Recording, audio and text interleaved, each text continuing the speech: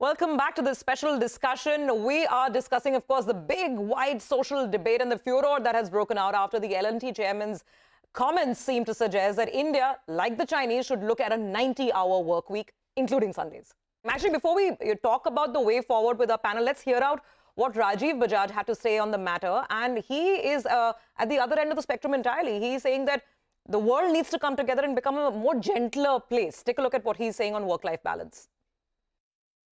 In the pursuit of being competitive, we don't make arguments in a vacuum. It's always relative.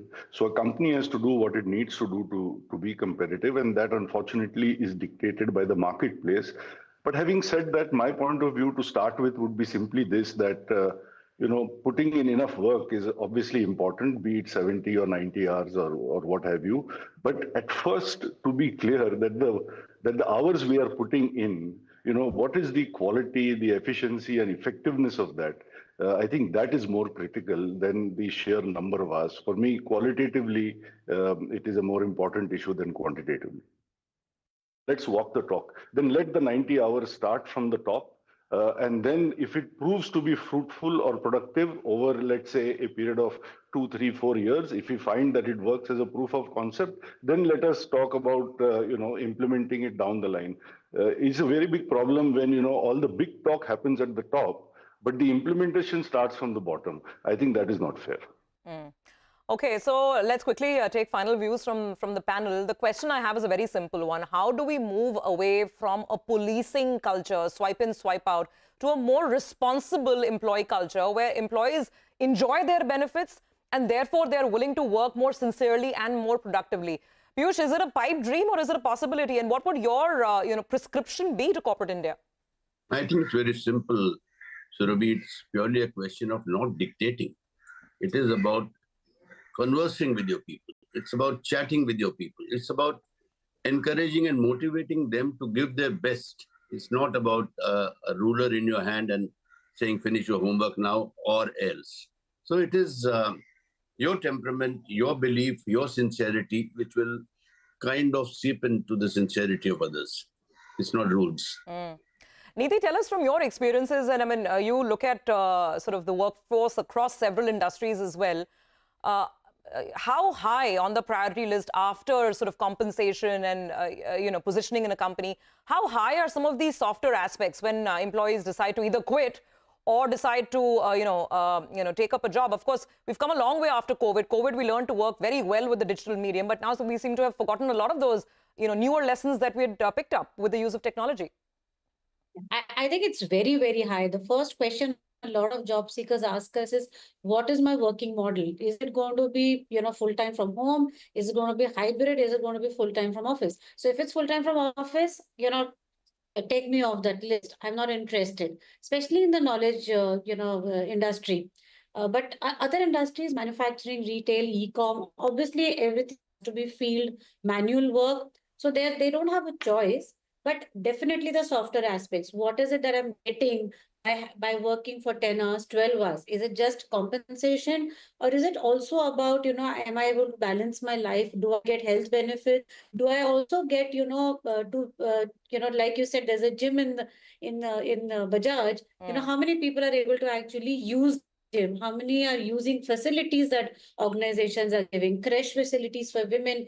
I think a lot of those tick marks that people are asking for. And, you use the word policing. Honestly, the generation that's coming into the labor workforce right now, policing is not going to work. It's actually going to be the other way around. So if we start taking a danda in the hand and saying, hey, you have to be at work from 9 to 9 or 9 to 5, that, I don't think we're going to get the right talent.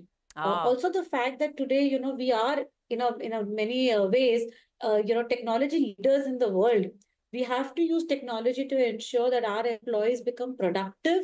They have a work-life balance, but also they are responsible for the work that they're given. Needless to say, I mean, all of us are saying the same thing. Yeah. But when there is work, we have to ensure we put in the hours and we complete the work. Sure. Whether it's a project, whether it's a call, whether it is an assignment, whatever it is. Sure. But when not, can I take some time off? Can I take, I don't need to work 9 hours, 10 hours a day every single day. Can I probably, work 14 hours some day, but not work 9 hours the other day? I think that's the balance as employers we also have to bring in. And clearly the job seekers that are coming into the labor market today are well aware of the balance they need.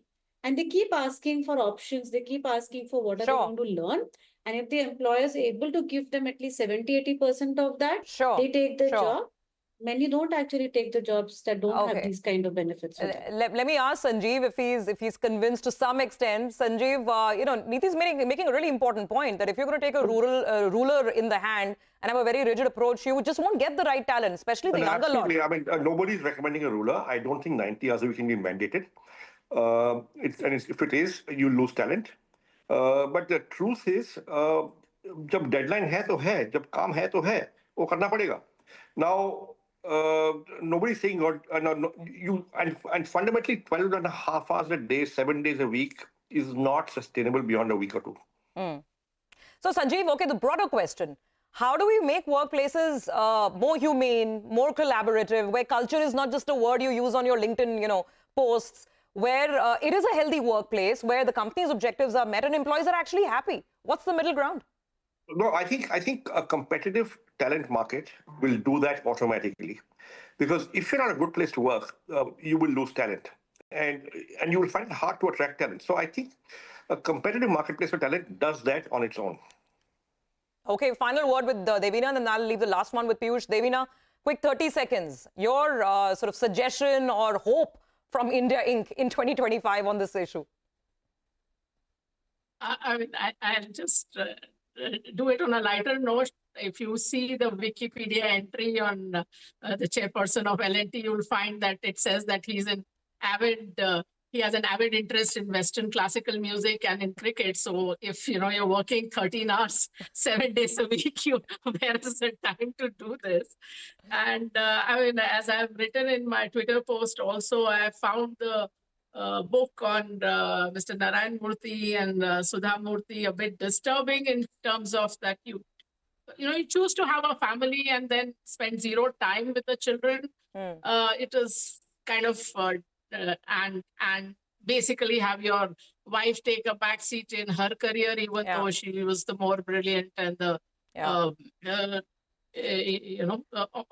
the two. And that's the model that really it comes down to if you are mandating this 70, 84, 90. I have heard all these numbers over the last few years. But of course, as Sanjeev said, when work has to be done, it has to be done, whether you're a man or a woman. But on an ongoing basis, this is not sustainable. I mean, you've seen two startup founders drop dead in the last couple of weeks. That's what comes with the not taking care of your physical and mental health, which has to be done along with work. Absolutely. Piyush, if I could come to you, last word, 30 seconds left. And this makes me wonder if this is just a cultural issue. We as Indians, I'm always baffled. I mean, the biggest banks in the US, the biggest clearinghouses, they shut down. They managed to take a 5-6 day business break.